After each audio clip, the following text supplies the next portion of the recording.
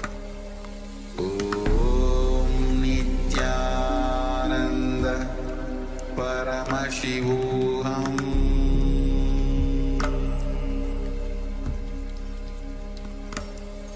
Om Nithyananda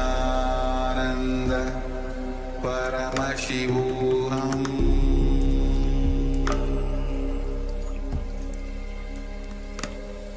Om Nithyananda Paramashivoham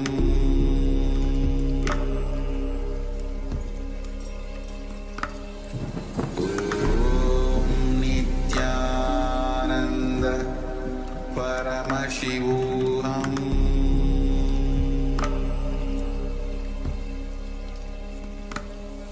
Om Nithyananda Paramashivoham Om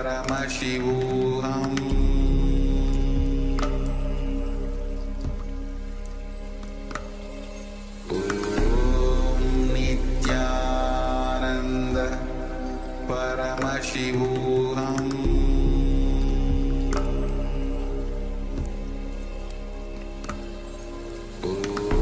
Om Nithyananda Paramashivoham Om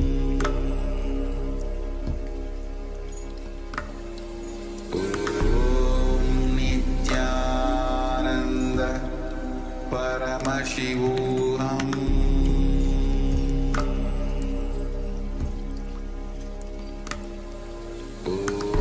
Om Nithyananda Paramashivoham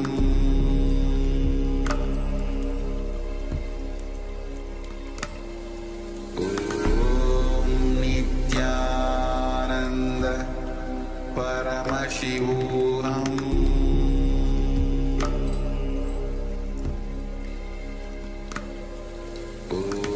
Om Nithyananda Paramashivoham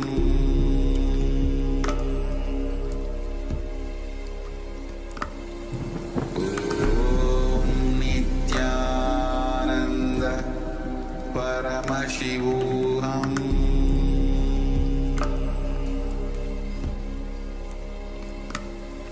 Om Nithyananda Paramashivoham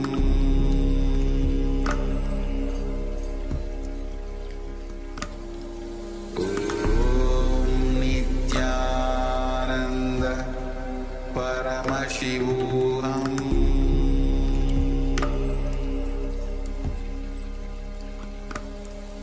Om Nithyananda Paramashivoham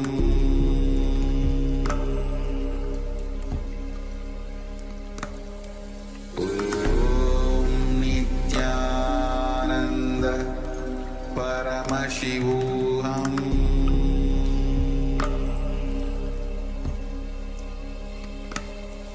Om Nithyananda Paramashivoham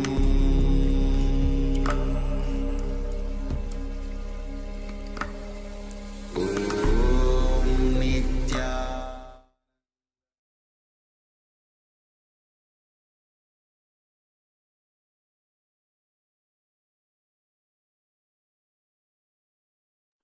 Yes, you can now take the second measurement and compare the size of the object with how big it was before. See if the size has decreased, and do let us know in the chat what was the size difference and which object did you manifest on. Let us know. This goes for all the Zoom participants, but also all the YouTube viewers, Facebook viewers, Twitch viewers, and our Instagram viewers as well. So share your experience from this power manifestation. Yes, you can please put it in the chat. Whatever the size, whatever the measurement you have taken after the power manifestation. Madhu, please switch on your camera.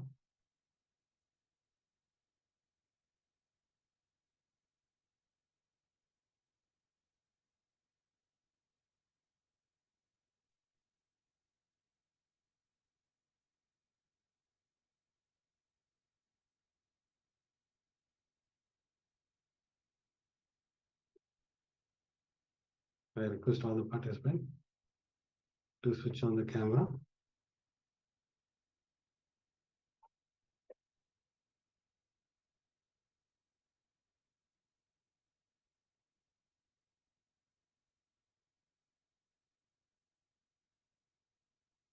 Yes, now let us enter into the powerful session from Swamiji, where Swamiji is going to reveal about causing other reality. When you cause others reality, they cause your reality to manifest. That is the science. Don't think always what happens when I cause others reality. No need to worry about it. When you cause others reality, your reality gets manifested by others.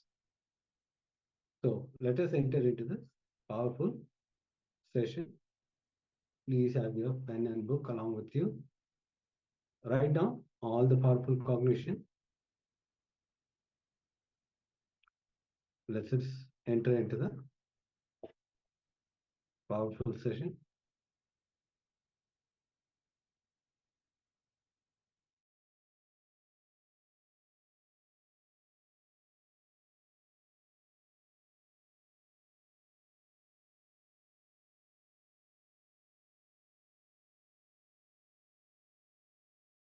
Please listen.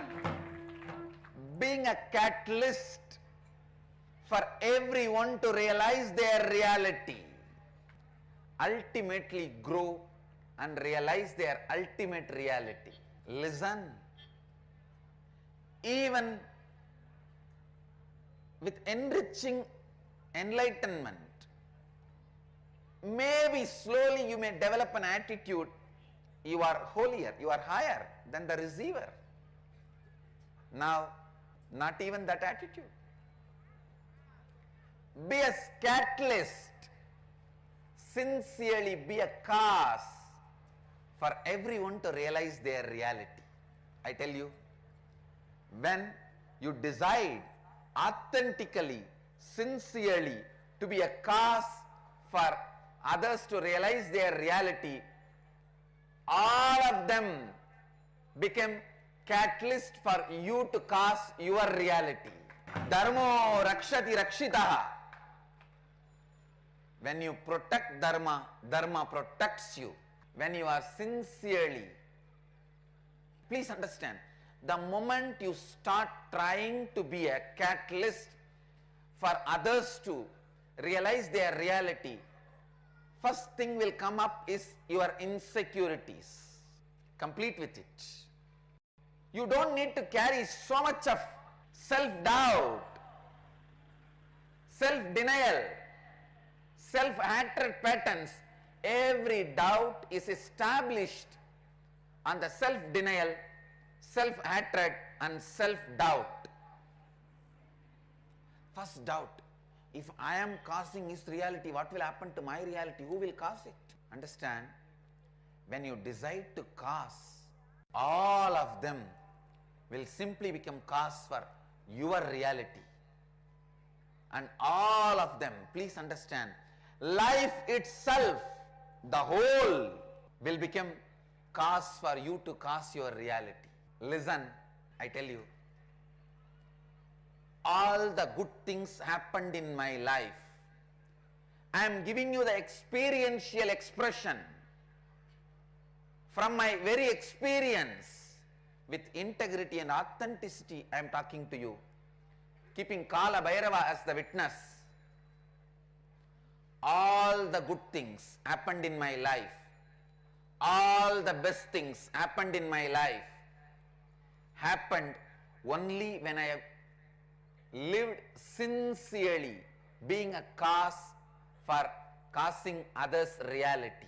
When I sincerely be a catalyst for others to cause their reality, always, not only others' reality was caused, I was also showered by the divine grace. Because being a cause is your because. Listen, this realization is what I call applied science of living enlightenment. Jivan Mukta Vijnana. Continuously, sincerely be a cause for others to realize their cause, and whatever comes up in between, your insecurity, the other person may not be in tune with your cause, or your insecurity, what will happen to your cause, or your insecurity, others may try to cause harm to you. Complete with all this is not part of you.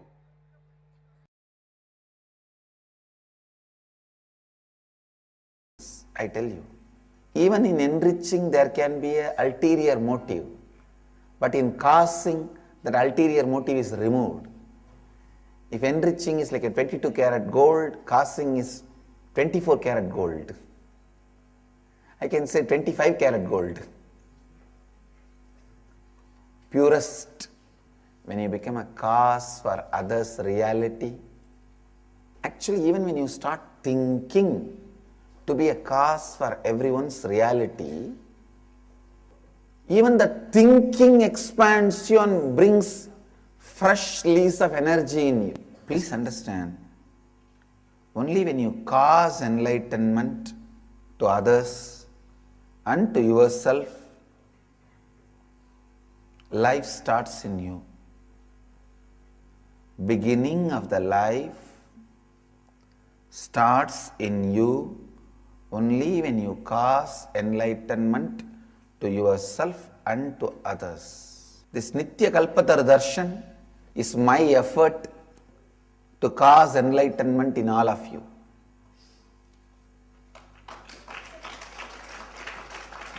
Understand? Causing enlightenment. Be constantly supportive, helping, living, enriching, causing others' reality. When you start thinking to make others' reality, when you decide to cause to make others' reality, even your ability to think expansion always brings joy. When you start thinking for others, consciously you become them. Expansion brings always joy. Expansion brings always bliss. Expansion brings always completion. Expansion brings completion, joy. Expansion brings sacred joy. First, always be a cause for others to experience their reality.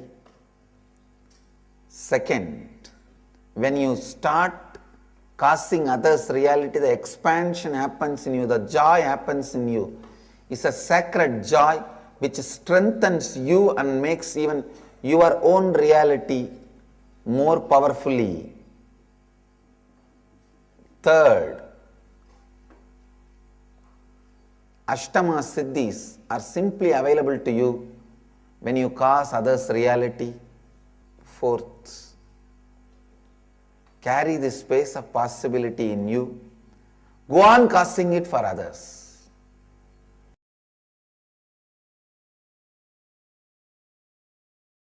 I tell you, when you start causing others' reality, suddenly from thousands of directions, 10,000 hands will come and cause your life into reality. That will be cast as reality.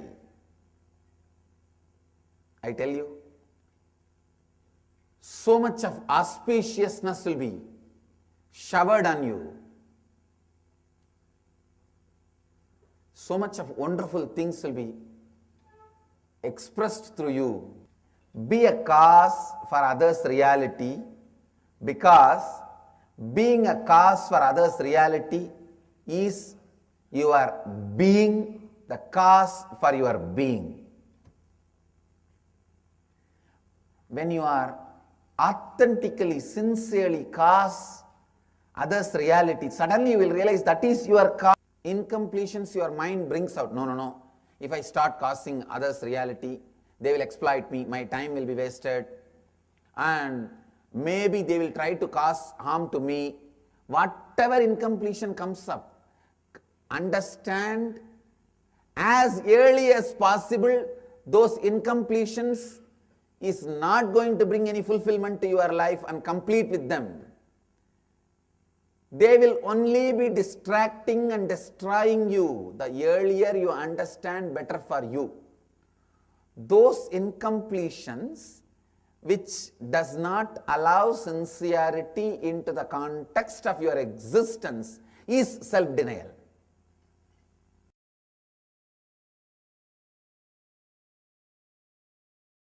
The first thing you need to understand, putting yourself in other person's place. Especially when you start thinking through for the other person, to cause other person's reality, to make other person's reality express, to make other person's reality into reality. First thing happens is expansion to you. Please listen. When you create a space to make others' reality into reality, when you become a catalyst for others to realize what they want to realize, when you become a cause for others to experience their realities, the first thing happens is you expand. You expand. You become larger space. You become a larger being. Please listen. When you decide you will cause your family's realities, you become a head of a family. When you decide you will cause your reality, you become a human being. When you decide you will cause your city's reality, you become a leader of the city. When you decide you will cause the reality for the country, you become head of the country.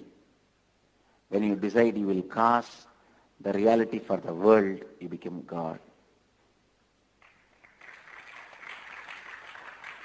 When you decide you will cause the reality for the universe, world, you become God.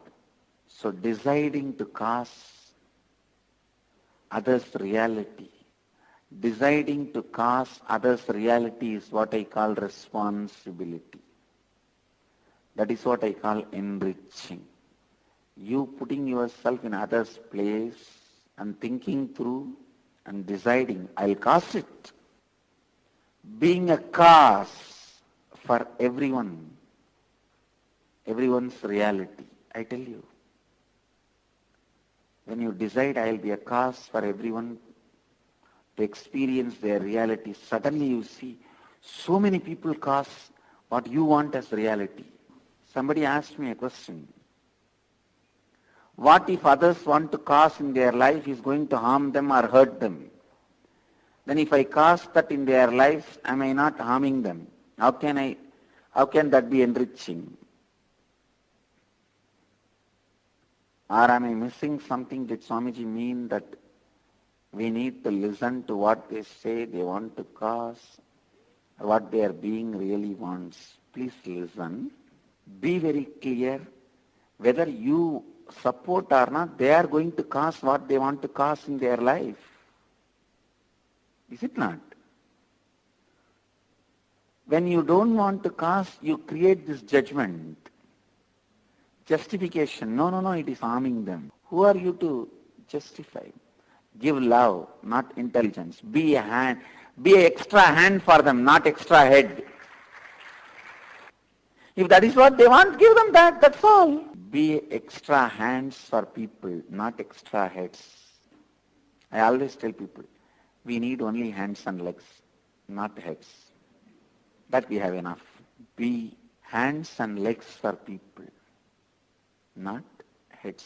Many times we justify because we don't want to support the other person, we don't want to be a cause for other person's reality. We just try to justify saying, no, maybe it is harmful to him. No.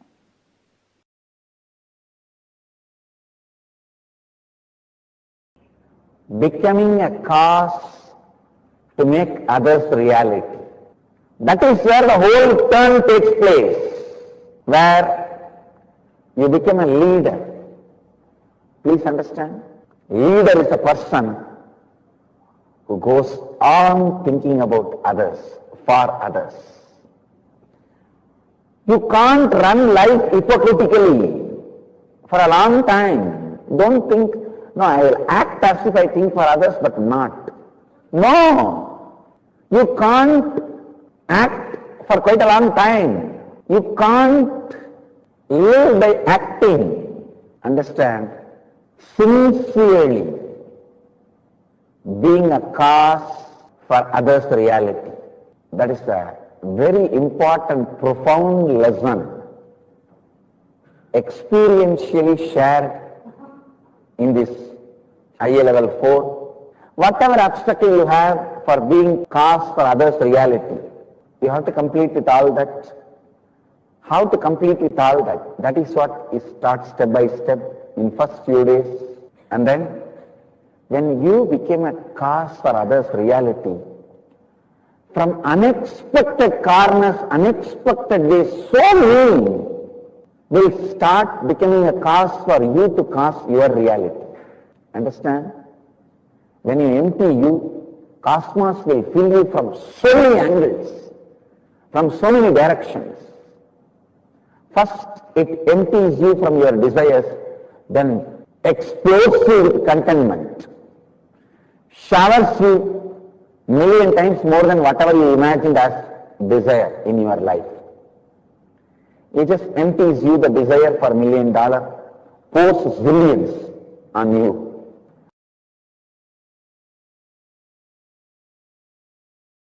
Let's complete with all the past incompletions. It is time we rededicate ourselves to integrity, authenticity, responsibility and enriching and causing enlightenment to ourselves and others. And we reinvent ourselves, rediscover ourselves, recreate ourselves to live the great science of causing enlightenment. The great truth of causing enlightenment. Be very clear. You and others are not two different things. Others are extension of you. You are extension of others. The extension of others in you is you. The extension of you in outside is others. So, when you cause enlightenment to others, you cause enlightenment to you. When you cause enlightenment to you authentically, you will cause enlightenment to others. They too are not two separate things. They are not two different things. Let us take up the responsibility of causing enlightenment to us and others today.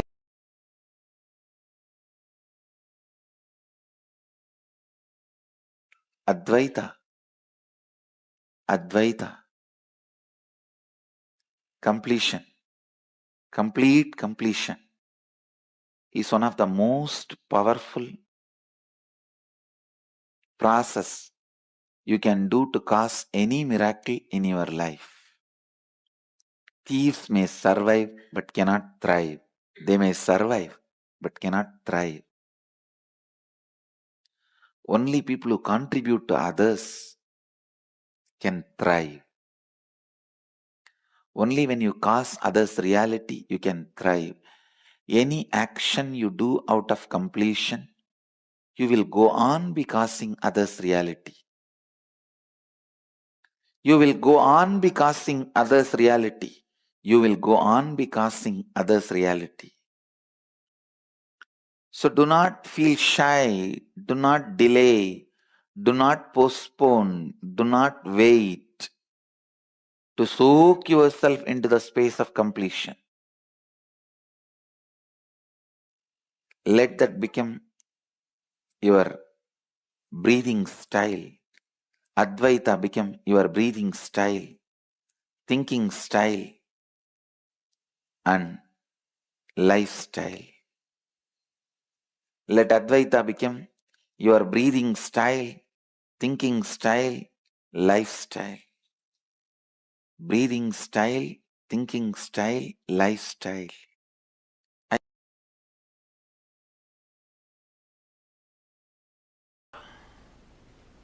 I wanted you to know the deeper truths about Advaita. Life starts when you decide to cause others reality.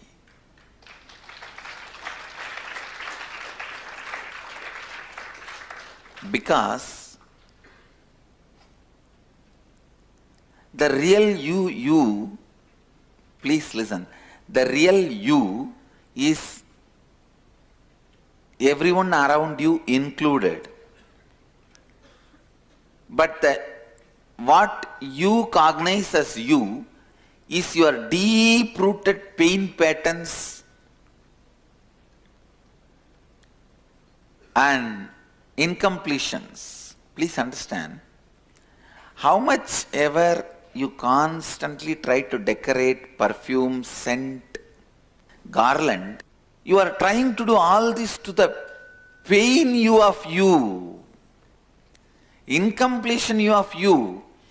But the more you are going to remember the incompletion you of you and identify you as the incompletion you of you and identify you as the incompletion you of you and cognize the incompletion you of you, what are you doing? You are trying to perfume the drainage.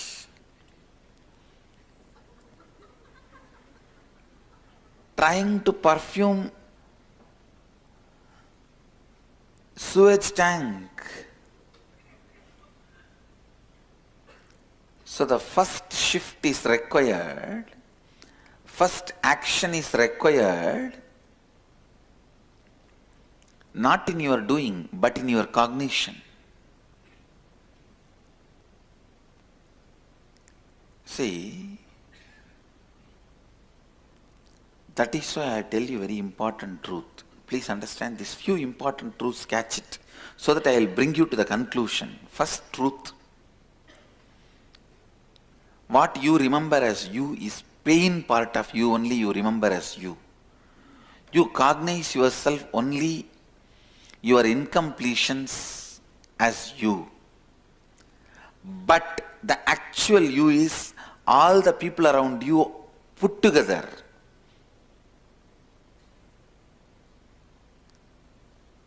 Third, because what you cognize as you is only the deep-rooted pain patterns and incompletions of you, how much ever you try to perfume it, scent it, even put Kasi Chandan on it and garland it, do whatever. But the moment you open, what comes out?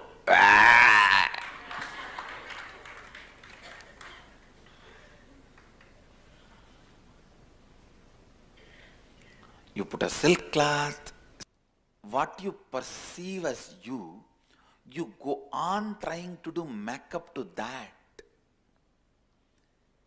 That will never bring completion and powerfulness with you. Shift your energy to what is you. Shift your energy to what is you. Listen.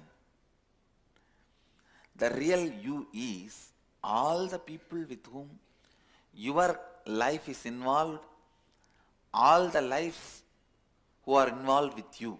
All this put together is you. When you shift, when the cognitive shift happens, all of them are you, you are them.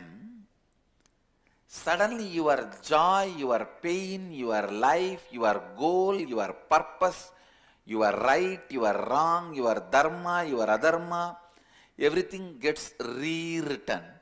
That rewriting is what I call rewriting your future.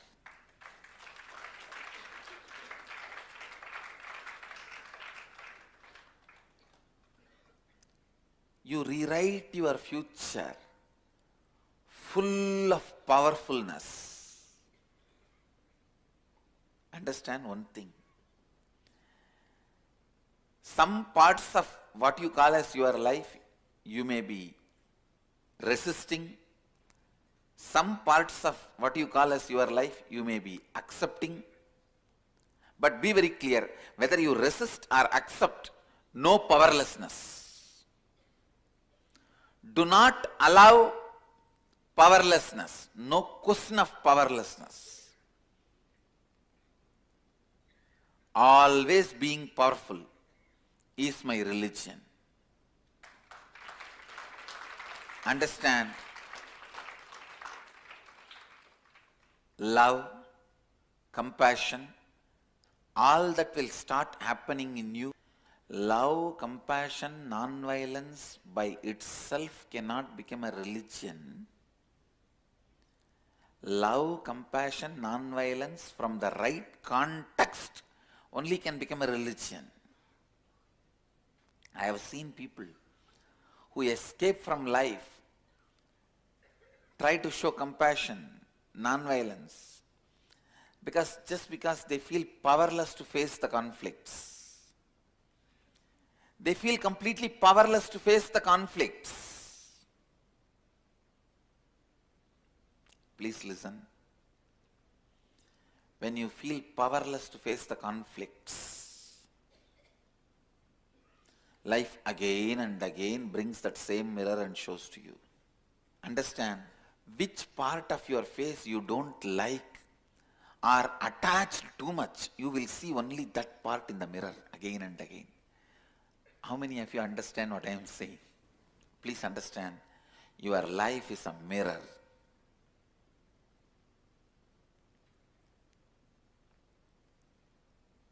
If you allow anything to make you powerless, if you allow anything to make you powerless,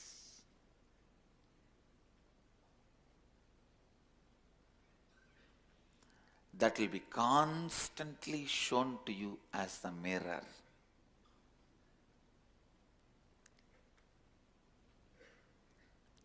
If you feel powerless to handle your spouse and the family and run away to some other lifestyle, sometimes divorce, sometimes sannyas, whatever lifestyle you opt or choose, by feeling powerless, I guarantee you, you will see 10 people exactly like your spouse. You will be forced to work with those people.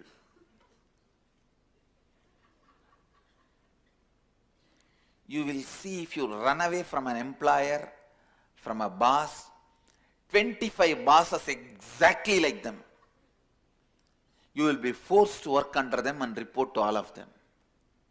See, you build a logic which makes you believe your powerlessness is inevitable. That is where the crime starts. Understand? Just poke holes in those arguments that your powerlessness is inevitable. I tell you, you are free. Now you will be liberated. Liberation is nothing but poking holes in the arguments that your powerlessness is inevitable. The true compassion, when you identify it, the first thing happens to you is you will be so empowered. You will feel so sure about you.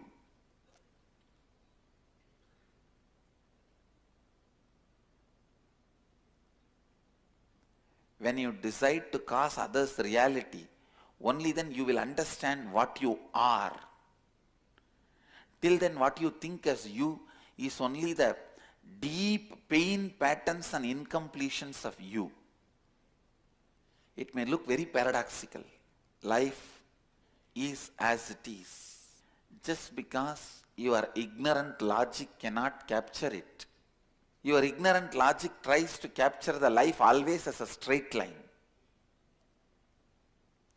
But the truth of life is paradoxical. What you call as paradoxical. The first paradox. When you try to cause others reality, you will even realize what you are.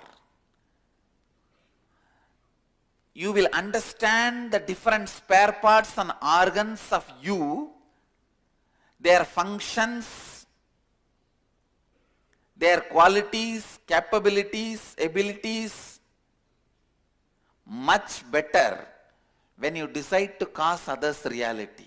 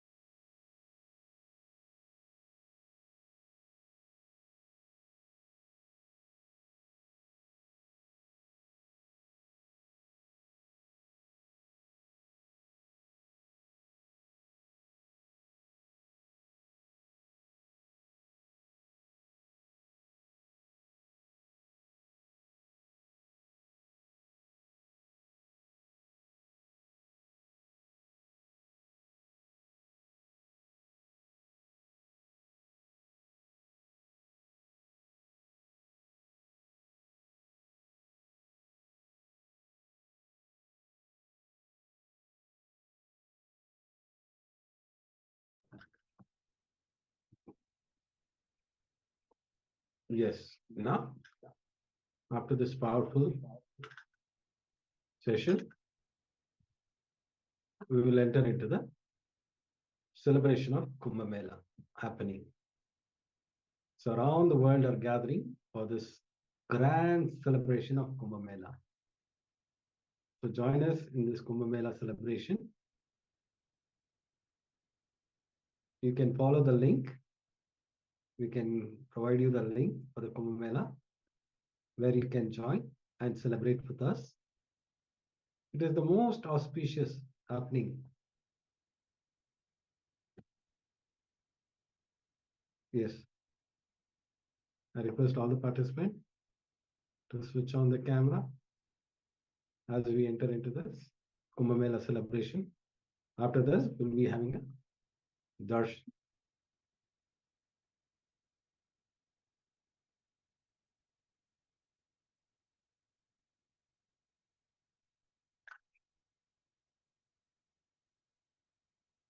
Yes, now we'll be entering into the Kumbh Mela celebration,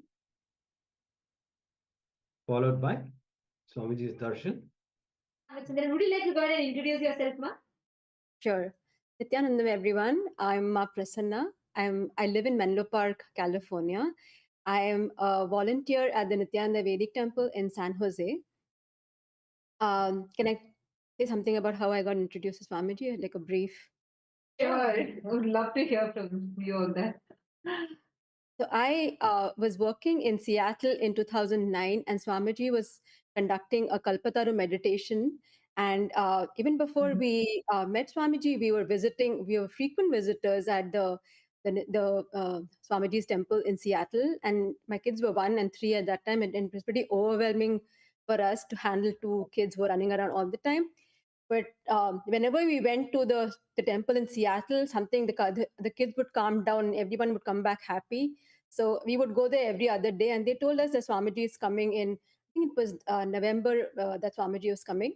So we immediately signed up for attending the Kalpataru program, and the kids were very small, so we left the kids with a nanny and we went and attended the program.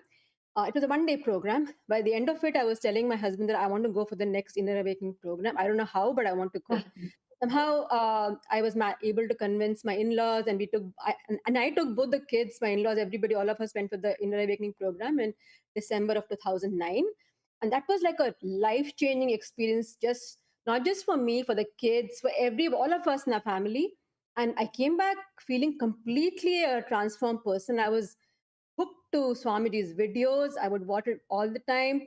And then I started volunteering in the Seattle temple.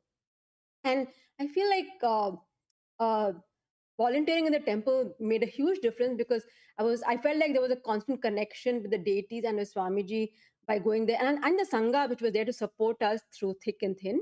So that was a huge turning point in our lives. And soon after that, we moved to the Bay Area. My husband got a job here, and so all of us moved to the Bay Area. And as luck would have it, there was a Nithyananda Vedic temple in San Jose as well. So I just continued volunteering in the temple, and I'm still volunteering there. And I've done several Inner Awakening programs with Swamiji. I've been to Varanasi, I've been to Haridwar, I've been to like so many of his Inner Awakening programs. And each program, Swamiji would give us some glimpses of Kumbh Mela. And many a times he's mentioned that you have not experienced Hinduism completely until you've been to at least one Kumbh Mela. And he would tell us about these, many things that happened during Kumbh Mela, and I would be just listening to him. But like one thing that stuck in my head whenever he would tell us about Kumbh Mela is that I have not experienced Hinduism unless I've seen Kumbh Mela at least once. So in 2015, there was a Kumbh Mela in Nasik, and that happened to be in September, I think. And by then, the kids' school was in session. So I'm thinking in my mind, I want to go for Kumbh Mela, but my kids need me because the schools are in session. Should I go? Should I not go? But my husband, he has always been very supportive of my spiritual journey, and he said, if you feel like going, you just go. I will somehow take care of the kids. You don't worry about that. So I just took the next flight, and last minute I just booked a flight and came to Kumbh Mela. And uh, the arrangements were just beautiful in Nasik. And if you know how Nasik is, there was a lot of rain at that time during the Nasik Kumbh Mela. It was raining very heavily. But the arrangements were just impeccable. There was a dormitory for everyone to stay. There was a full kitchen that was operational, I think, day in and day out. Beautifully arranged, whether it was raining, whether it was hot, whether it was dry, no matter what happened, I noticed that the volunteers in the kitchen were always working, and very dedicated volunteers who were always there to help whoever was attending the program, and also to serve people who were just coming to meet Swamiji. So at that time, I was lucky enough to take one Shahi Snan along with Swamiji. With all of us went with Swamiji. We took one Shahi Snan. That was beautiful. And then there was one session where we were going for the second Shahi Snan, but it was pouring. So I just remember that Swamiji will casually say that, hey, it's pouring because the heavens are very happy with us. So just experience it this also. So we were like sitting like awestruck around Swamiji. I remember we went to the Triambakeshwar temple in Nasik, and we sat outside the temple and it was raining from above, and we were all sitting, and Swamiji is talking to us for a long time and nobody wanted to move. At some point Swamiji himself asked, hey, it's raining so much, do you guys want to go back and dry yourself? And we're like, no Swamiji, we are okay. You just keep talking to us and this is good. And then of us sitting around Swamiji, listening to him, such beautiful experiences from that Kumbh Mela. Like, and then sometimes we'll be sitting in the meditation hall and Swamiji will be conducting a meditation program, and then some people will be coughing because it was raining and people were getting a little sick, and then Swamiji will say, Paripurna, they're all coughing, can you arrange for tea for everyone, coffee for everyone? And within 10 minutes there'll be coffee and everybody is drinking tea and coffee, and like everyone is like up, and so like whole program was seamlessly conducted. uh, the volunteers were very dedicated. It was a beautiful experience, so much joy being around Swamiji. And the other thing I wanted to mention was that there were people streaming all the time to meet Swamiji, and we just casually met, got introduced to the Matadishwars, the heads of various spiritual organizations, who were just streaming in to meet Swamiji. And then Swamiji would sometimes introduce them, and he would talk about their yogic feast. And I was like in awestruck, thinking, hey, we just hear about these in books, or like you read about these things. Swamiji is casually introducing them as if this is just another happening, because Hinduism has is full of so many of these yogic masters that he just used to casually introduce us to them. That was beautiful. Nasik was great. It was slightly smaller. Actually, but next, go ahead. Sorry, no, I was just wanting to add to what you're saying, because I also had like Nasik was my introduction to Kumbh Mela, and I think it prepared me to cognize something as huge as Ujjain. But Nasik was so unique in itself, like you said. I remember when you're particularly mentioning about how Hindu leaders, monks, the Mahamandaleshwaras or the Mahants of various akhadas, how they would stream in to see like Swamiji, they would like just keep coming. And I remember this one particular thing, okay, like what you said, it ignited a memory in me. There was this bandara. Bandara is where like we call all the sadhus and mahants and like all the heads of different akhadas, they all have a feast. They'll have like a spiritual, they'll all come together and they'll have a feast, and there's a process, there's a whole ritual. It's called Bandara, right? And I still remember this. That was one of my first experiences to a Bandara, and we were all there as we were all Gurukul kids, so we were there with our mentors, and we were standing towards the side. And I still remember the whole Bandara, like it went, and as soon as Swamiji came, people were like waiting to see Swamiji. And the moment they heard that Swamiji is here, and the moment that like immediately it spread like wildfire. And the room, which was like just it was a small hall, and it was a huge building. We actually had it in one of the Akhada buildings.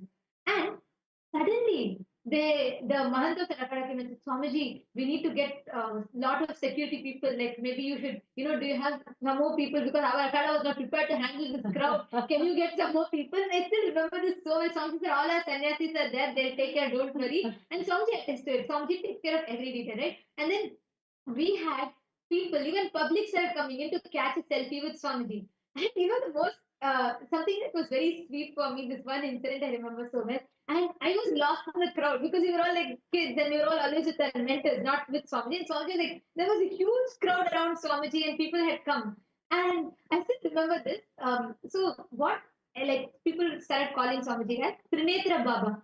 Because people saw, like, people saw the power demonstration, they saw how the third eye was manifesting. And then and there was one thing where people heard, if Swamiji's thumb touches your third eye gets awakened, right? So they don't even know, like, not necessarily everyone will know what is initiation, but they just want that thumb to touch the third eye. I still remember, we were all standing, we would have even like Mahants or Sadhus and all of them, they would come, they would say, Swamiji, can you just touch her third eye? Swamiji, can you just put your thumb on her third eye? And we would have them come, they would come to take selfie, and Swamiji, like, patiently, he will attend to everyone. We'll have, these are like leaders and like the pontiffs of different akhadas, and they would come and they would say, Swamiji, like, what you have done is amazing. And they say, can you awaken our third eye? We too want to experience it. And the crowd, right? Like, we'll have the people standing, like, holding each other's hand, like a human chain, just to protect, right? They'll come in between, someone will just take Swamiji's hand, put on this third eye, and they say, now my third eye is awakened. I have my third eye awakened. And that is like an unforgettable experience for me. It was like, I mean, like, this is just so sweet. I heard from so many people who went to this Nasik Kumbh Mela, everyone sharing this.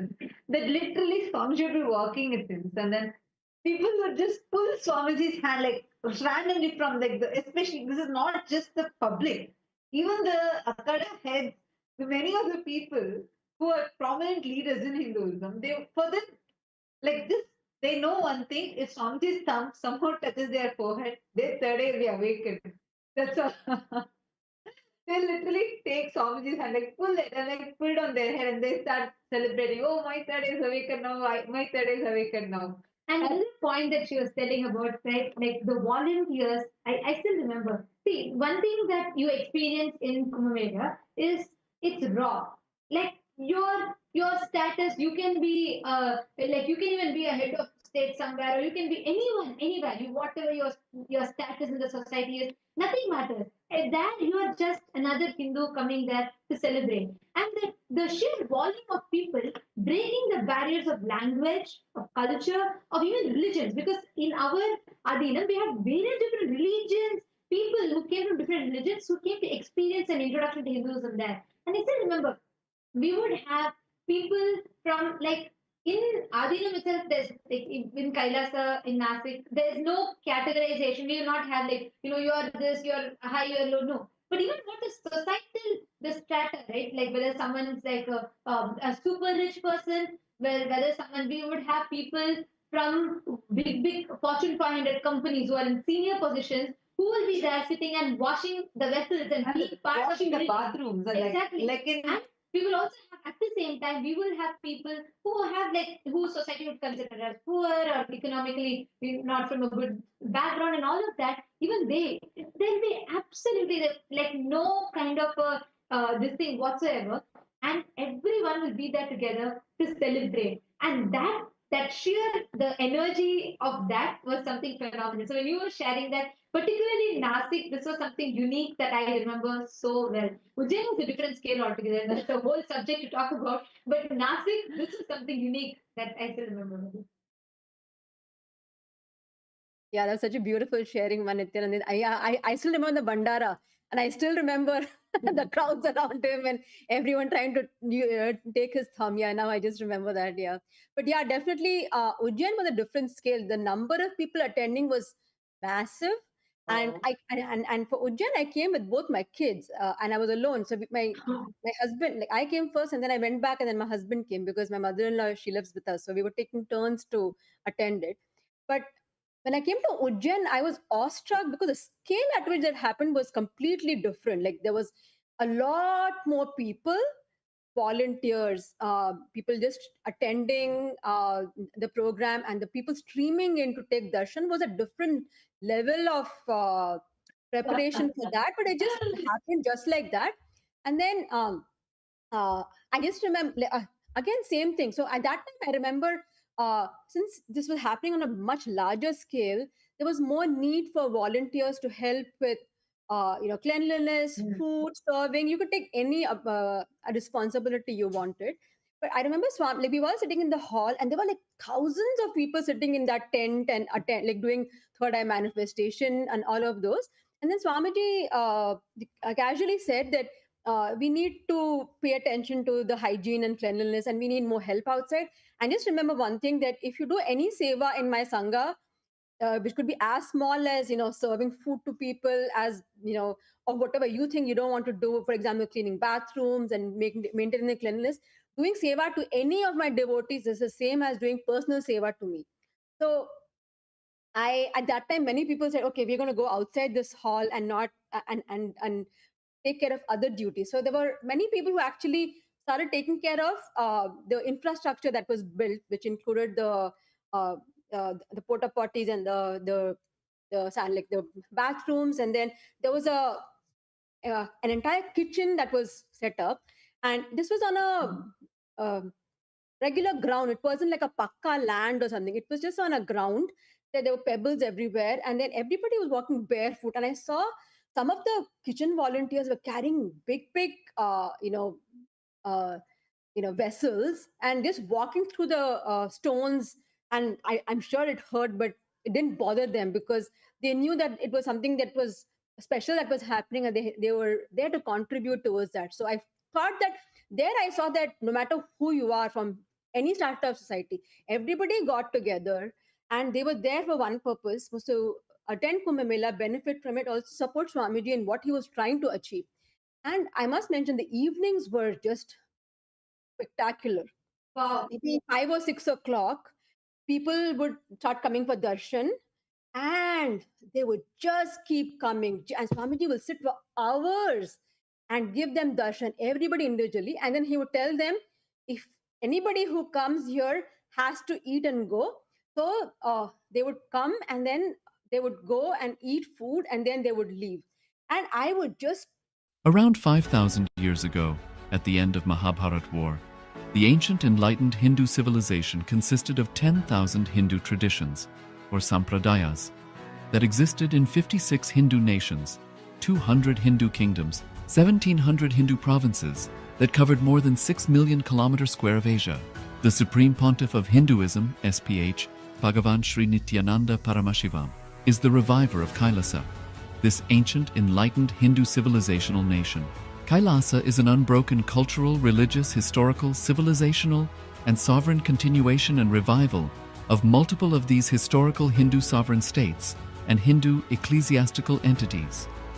The unbroken continuity of these ancient Hindu nations through KAILASA results in the legal recognition of KAILASA as per the international customary law, particularly the doctrine of continuity.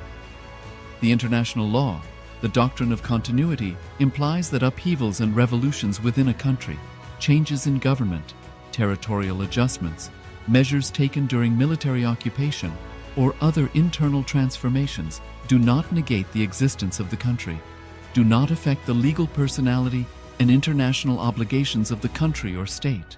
The Vienna Convention on Succession of States in respect of treaties, 1978, addresses these principle of the doctrine of continuity as it outlines international law during situation of state succession or continuation. International law recognizes a state's legal personality by recognizing its identity. This perspective extends even during the period when the given state or country is annexed or occupied by a foreign power. Even in such cases, the legal personality of the state is considered to persist, enabling its subsequent re-establishment. Historical examples dating back to the 18th century include cases like Portugal and Genoa that were re-established after the Vienna Congress of 1815. More recent examples include countries such as Poland, Ethiopia, Czechoslovakia, Albania, and Austria that were re-established after World War II. Even when a nation is deprived of its territory, the nation continues to exist. Its sovereignty and international legal personality continues to persist. The Dalai Lama, as the spiritual and temporal leader of Tibet, exemplifies this principle. In 1959, the Dalai Lama was exiled and forced to flee. Despite the challenges faced, the Dalai Lama continues to advocate for the preservation of Tibetan culture and garners worldwide support for Tibetan autonomy on the global stage. Similarly, from 1309 to 1376, the Pope of Catholicism had been in exile in Avignon. Despite this, he was recognized as the head of state as well as head of the church and given full privileges of the position after their return to Rome. Even in 1861, much of the papal territories had been lost, leaving the Pope with no sovereign territory other than the papal residence and related buildings. Yet his temporal powers were still acknowledged. He was recognized as a head of state, and later, the Lateran Treaty of 1929 formally re-established papal sovereignty over the Vatican City. The Sovereign Order of Malta further exemplifies this principle, retaining international recognition as a sovereign entity despite the permanent loss of their territory upon Napoleon's invasion in June 1798.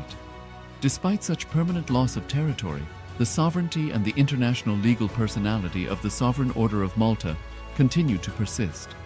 Much later in 1894, the order settled in Rome and acquired two properties, the Magistral Palace and the Magistral Villa that received extraterritorial status. Today, the order maintains diplomatic relations with 112 countries, issues its own diplomatic passports, currency stamps, and vehicle registration plates, and has been granted observer status in the United Nations. All these examples of state re-establishment illustrate the principle of continuity of states, as per international law, that a state's legal personality persists over time.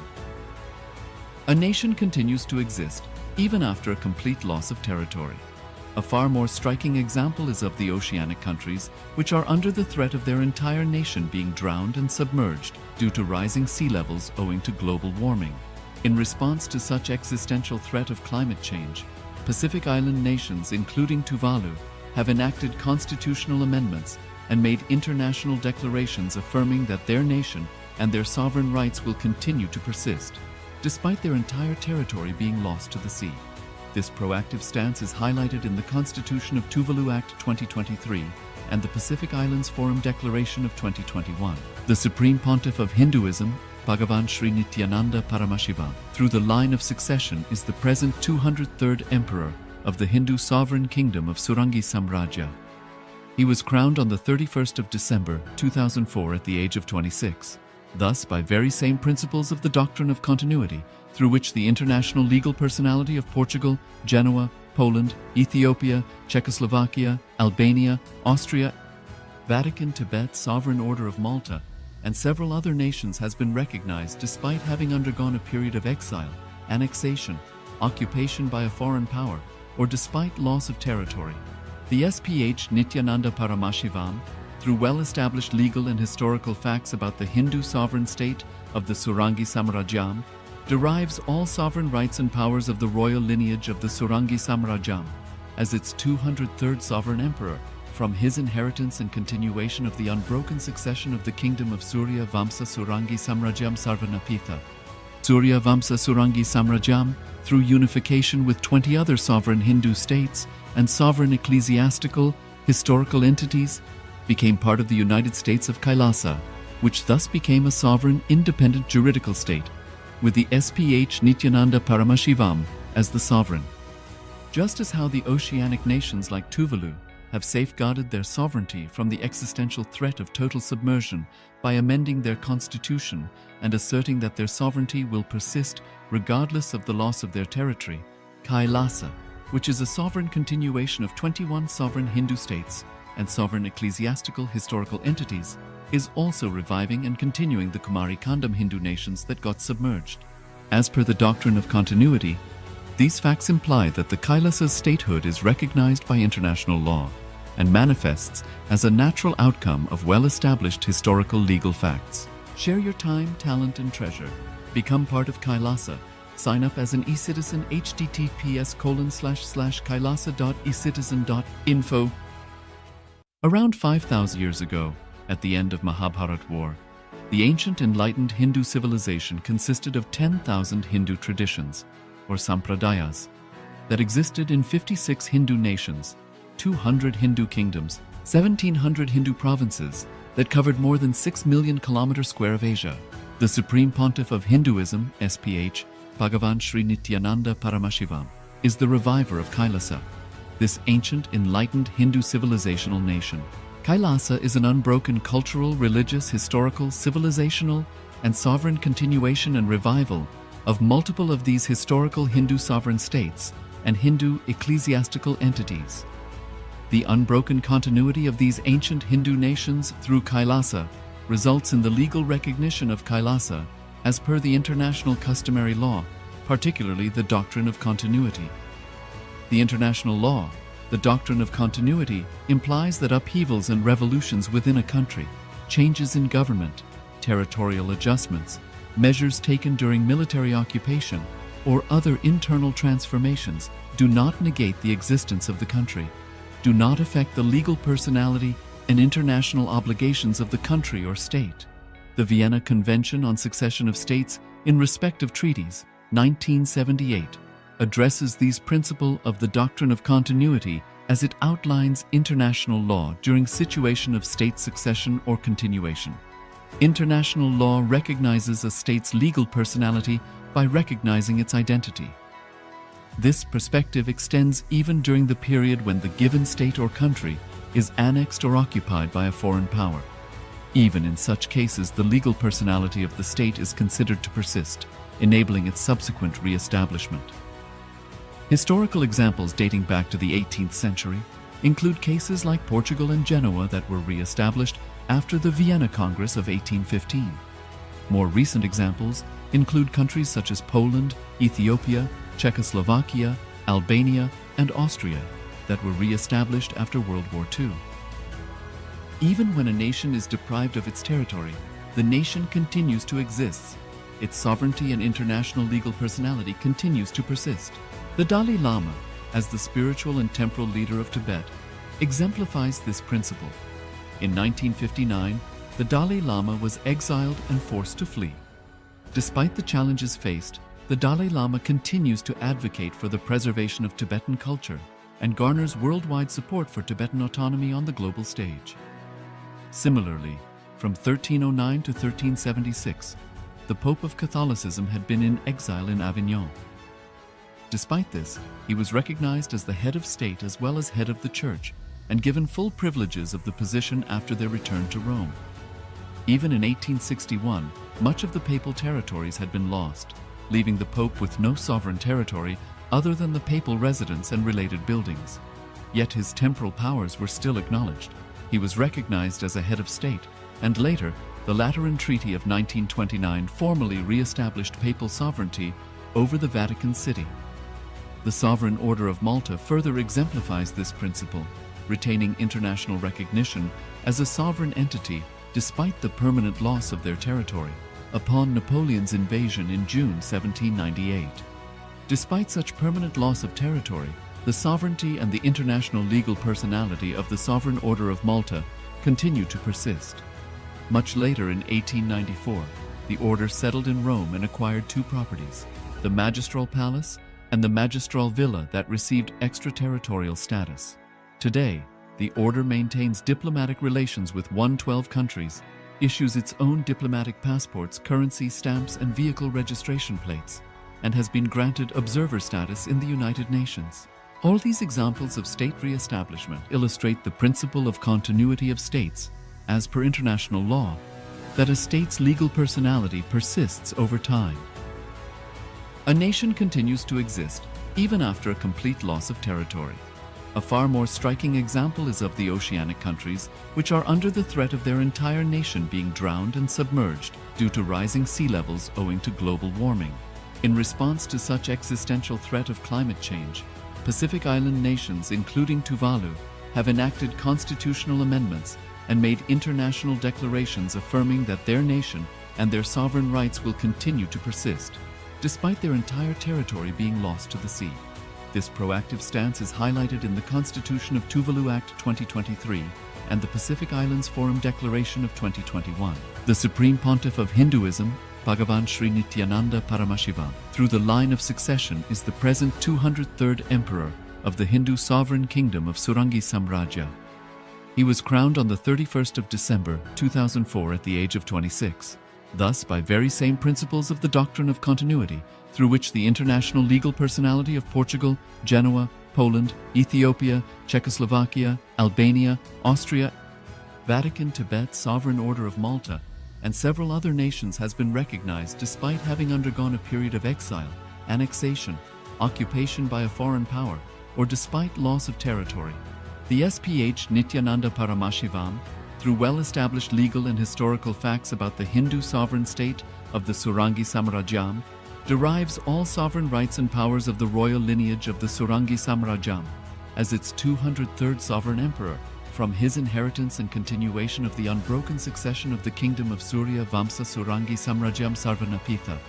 Surya Vamsa Surangi Samrajyam, through unification with 20 other sovereign Hindu states and sovereign ecclesiastical, historical entities, became part of the United States of KAILASA, which thus became a sovereign, independent juridical state, with the SPH Nithyananda Paramashivoham as the sovereign.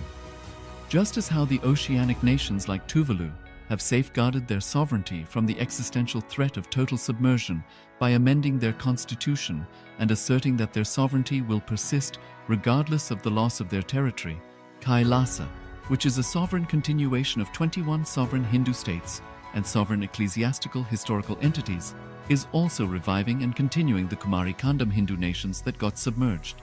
As per the doctrine of continuity, these facts imply that the Kailasa's statehood is recognized by international law and manifests as a natural outcome of well-established historical legal facts. Share your time, talent, and treasure. Become part of KAILASA. Sign up as an eCitizen https://kailasa.ecitizen.info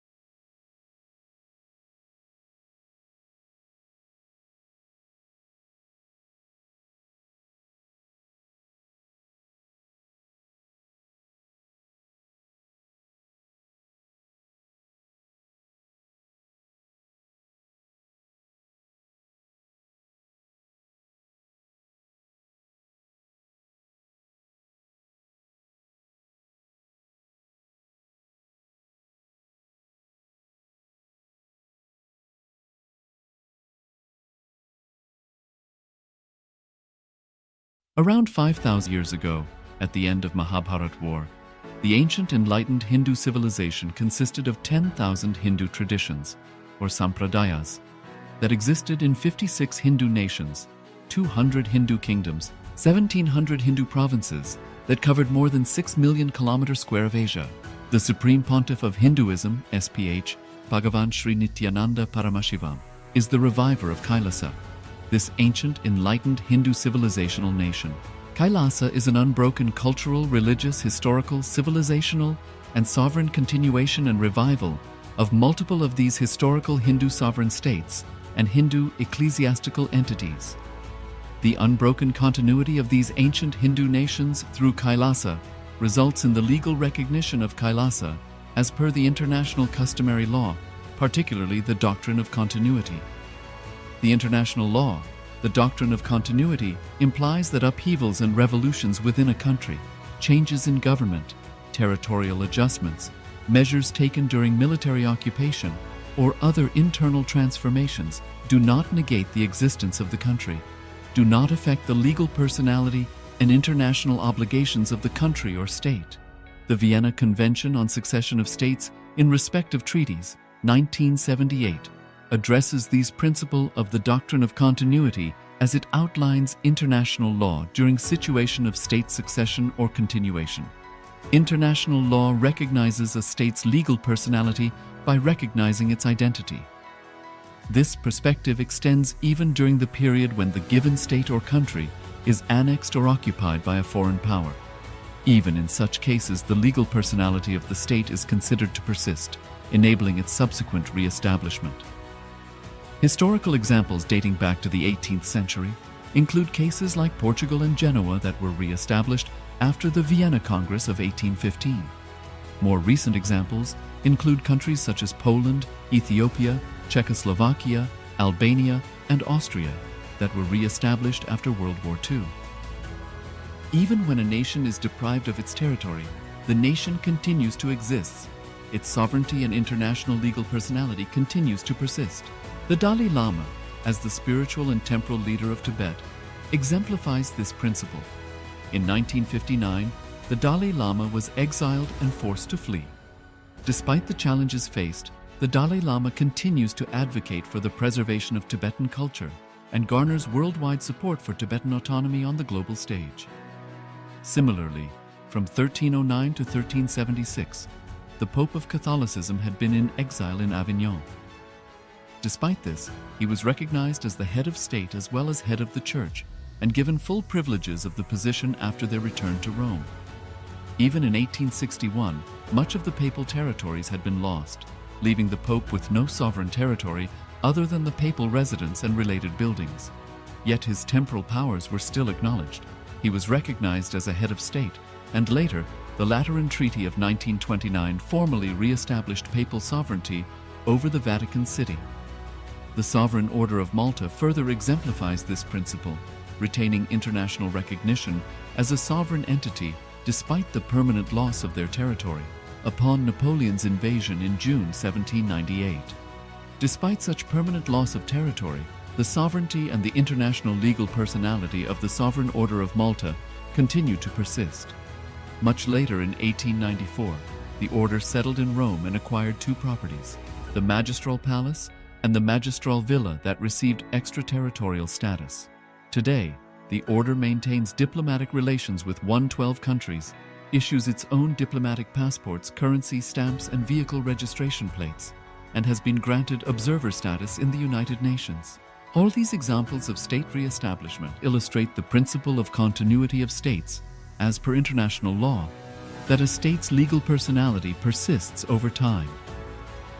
A nation continues to exist even after a complete loss of territory. A far more striking example is of the oceanic countries, which are under the threat of their entire nation being drowned and submerged due to rising sea levels owing to global warming. In response to such existential threat of climate change, Pacific Island nations, including Tuvalu, have enacted constitutional amendments and made international despite their entire territory being lost to the sea. This proactive stance is highlighted in the Constitution of Tuvalu Act 20. Sit for a few moments, or he will be thinking he is happy.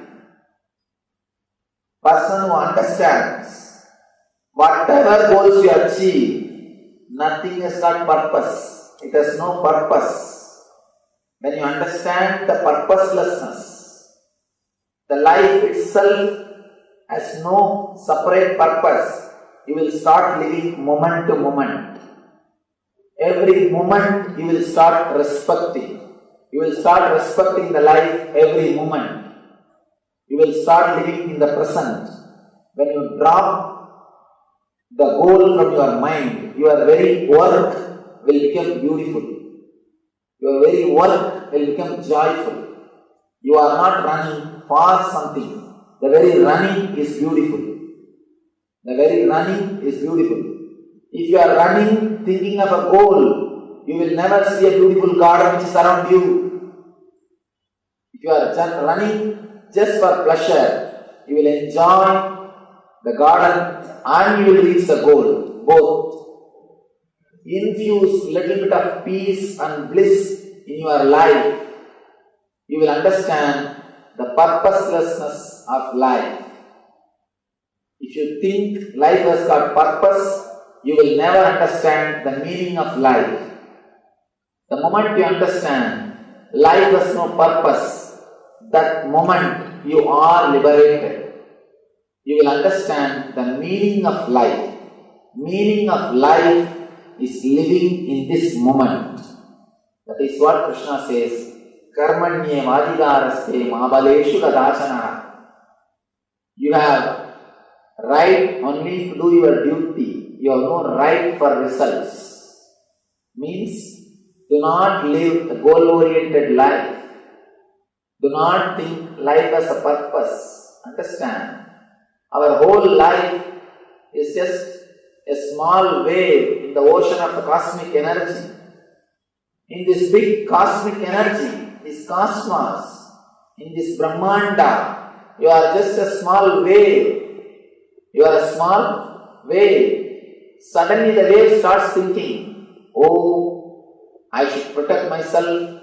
And he starts asking the neighbor waves, please, you be my wife, you be my husband, you be my son, let's all protect ourselves, let's all live together, and let's all live the happy life. And then the wave collects a few sands from the beach and says, this is my treasure.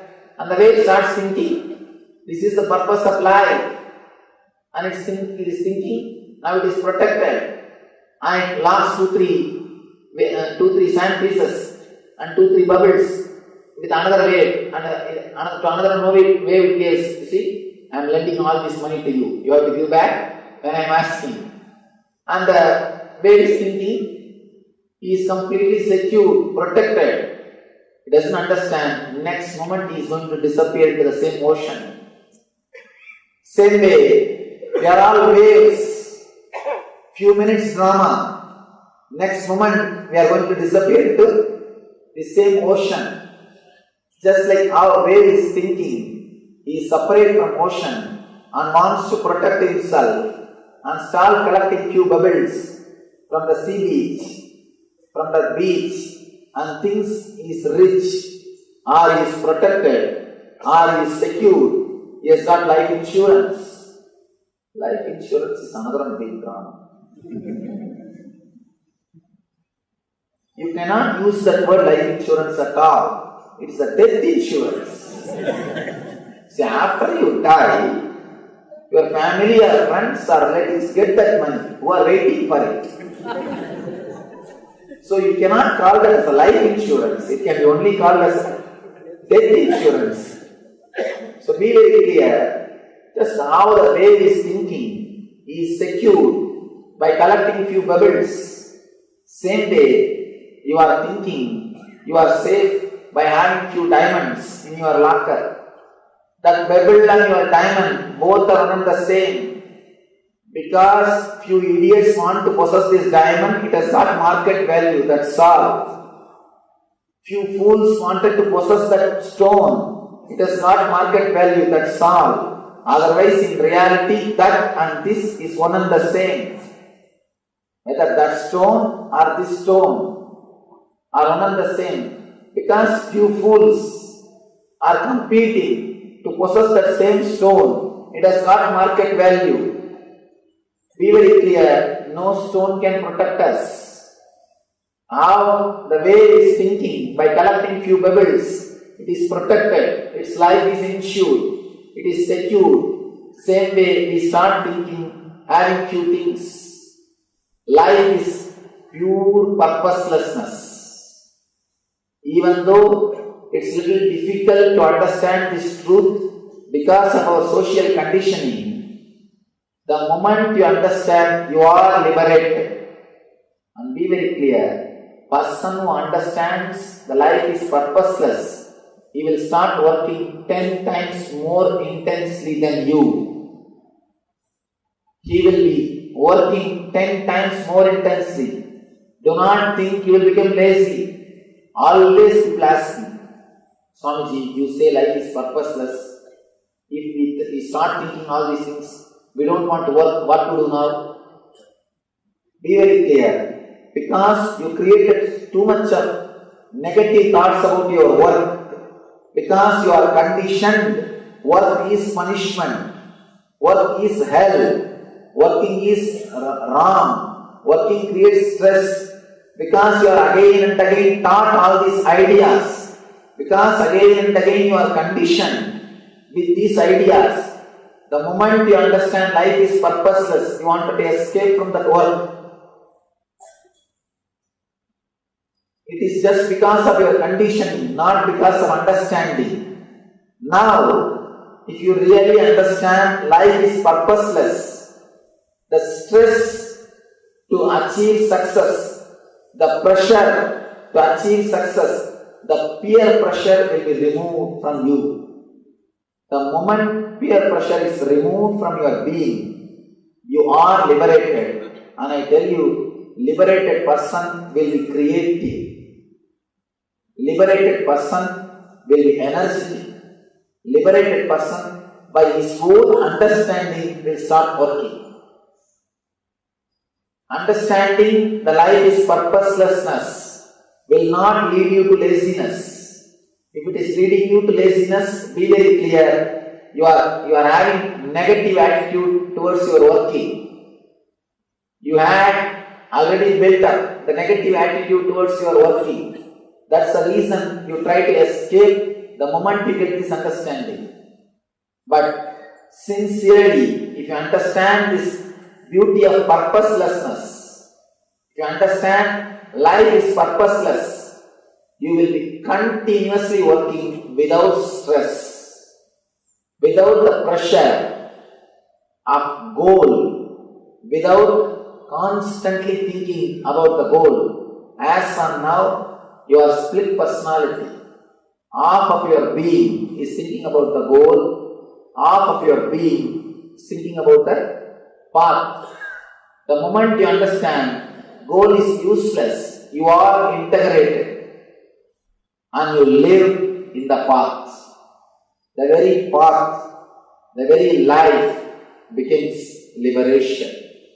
Working out of liberation is what I call working as an enlightened being, enlightened CEOs. If you are working out of liberated consciousness, you live in leader consciousness. You achieve the state of the leader. Two things. Status of the leader is different, state of the leader is different. Status of the leader is related to society. Status of the leader is related to your society, position, your bank balance, your position, all these things. State of the leader is related to your understanding about the life. If you have this deep understanding, you will achieve the state of the leader consciousness. Man is liberated, will live in the leader consciousness. Here, Janaka asks how to achieve liberation, how the renunciation possible. Tell me this, O Lord. Renunciation, another one beautiful word. Always people come and ask me, Swamiji, should we renounce everything to achieve enlightenment? Should we renounce everything to to realize divine, I tell them, just renounce what you don't have, that's enough. You don't have to renounce what you have. Just renounce what you don't have. Fears, anxieties, unnecessary worry, and unnecessary fantasies, too much of imaginations. All these things are not there in your real life, but you are living with all these things mentally. Mentally you are living with all these things. 99% of your worries never come true. Whatever 1% comes true is always good for you. Your unnecessary worries, give our prayers and requests to Ashtavakra, the great enlightened master, to help us to understand the technology created by him, the formula created by him to achieve the same state of Ashtavakra, the same state of enlightenment. Please close your eyes and pray to the ultimate energy who gave this science through Ashtavakra to all of us. Pray to him intensely. Let him make us understand this science. Let this become our experience. Let this become part of our being. Let us digest the teachings and the technology of Ashtavakra.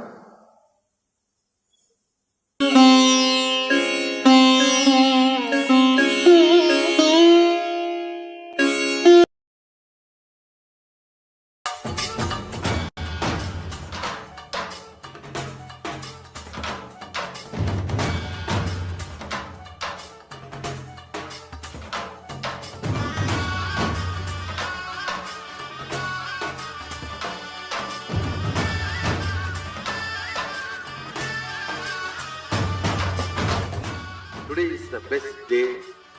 Sadashiva appears for Brahma and Vishnu early morning in the form of light shaft. Means the consciousness which is beyond time and space enters into time and space. Sadashiva declares, let me become many to celebrate myself. So morning we celebrate he becoming many. You can see every deity, every god, we go on light the lamp. So each, the Sadashiva himself becomes many. So whole campus we went round. It was such high energy. So again the many becomes one.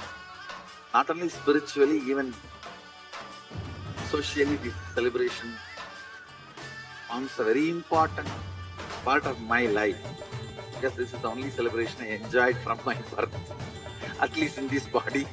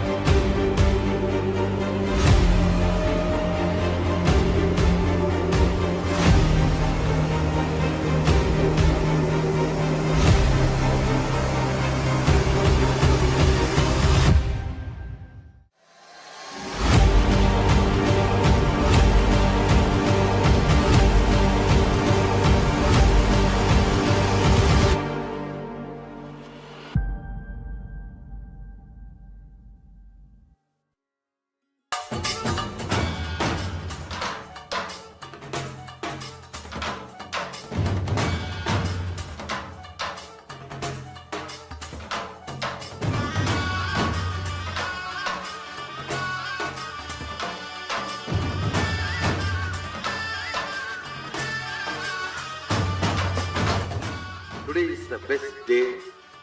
Sadashiva appears for Brahma and Vishnu early morning in the form of light shaft. Means the consciousness which is beyond time and space enters into time and space. Sadashiva declares, let me become many to celebrate myself. So morning we celebrate he becoming many. You can see every deity, every god, we go on light the lamp. So each the Sadashiva himself becomes many. So whole campus we went round. It was such high energy.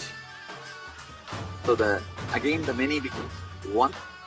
Not only spiritually, even socially, this celebration forms a very important part of my life, because this is the only celebration I enjoyed from my birth, at least in this body.